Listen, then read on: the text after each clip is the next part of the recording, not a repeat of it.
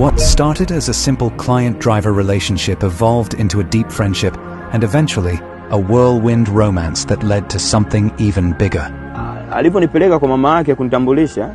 Days passed and the young lady introduced me to her mother, who stared at me for so long, and I thought maybe something was wrong with me at the time and remained somehow confused and scared. But that didn't stop them from giving me a warm welcome and then prepared me some good food and threw what looked like a mini welcoming party.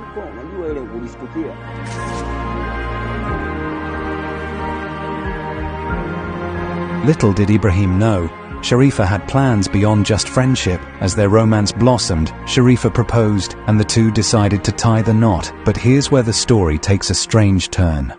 Ndoa ikapigwa pale, watu wamekula, watoto wa Uswahilini, ndoa ikaenda hadi ukumbini huko. They organized all the wedding ceremonies and we had a wonderful wedding day to remember. With limited means, I moved into Sharifa's mother's house. Little did I know that this decision would set the stage for a bewildering sequence of events. Life was good, and we lived a happy life together. I had stopped transporting goods but couldn't stay at home, and the wife too had gone to work. When I received a call from her wife telling me to go home, adding that her mother was not okay. Ibrahim rushed home, only to witness a scene that would leave him questioning reality. His mother-in-law bathing in the backyard. Mimi narudi nyumbani, nafungua geti, naingia. I hurried back home thinking something was wrong, only to open the gate and find my mother-in-law naked, taking a bath in the backyard. I quickly closed my eyes and turned back in respect not to see her. Surprisingly, the mother-in-law told me not to worry and that all was okay. I, being respectful, quickly went back out of the gate, but after a few minutes my wife called me back and asked why I'd gone outside the gate again, and I replied that I found out when the mother-in-law was all good and had no problem.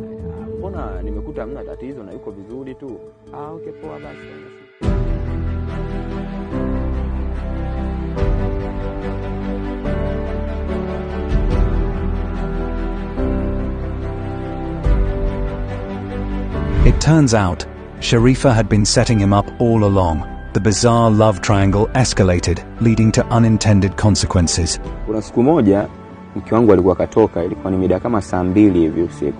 One evening when we were at home, my wife acted as if she was going to do some business as usual, but took too long.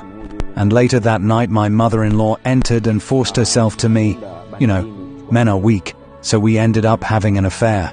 I felt embarrassed having had an affair with my mother-in-law, and then told my wife all that happened while apologizing. But the wife seemed unbothered, as if that was normal, and told me that it was not a big deal, and added that I should take care of her mother. I was shocked and disappointed at the same time. This kept happening, as the mother-in-law visited often, and I ended up impregnating my mother-in-law. To me it was scary and disturbing to the extent that I was almost going to run mad, and even thought of taking my own life away.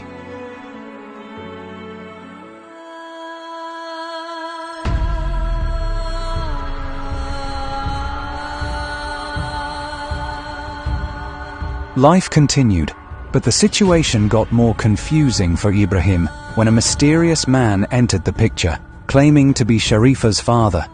It was then that Ibrahim, overwhelmed by guilt and fear, he thought that the husband would eventually find out that he had been sleeping with his wife.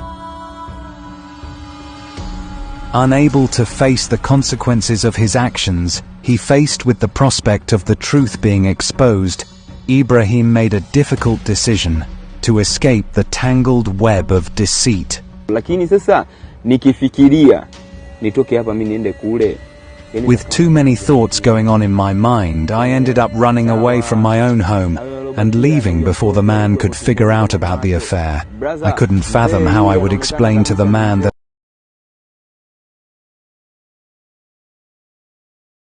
I impregnated my mother-in-law, hence running for my life.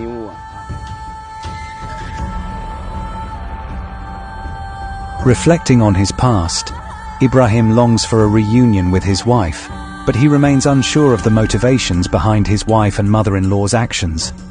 The only certainty in his mind is that he cannot return to that life at whatever cost, haunted by the bizarre occurrences that have left him scarred. bado ni mke wangu, lakini sasa I love my wife, despite all that happened, and wish that we could reunite, but that will mean her coming to me, not me going back there, because I endured a lot and would never do what I did. I'm not sure if they had not bewitched me to do what I did, but what is certain is the fact that I'll never do what I did or go back there any day.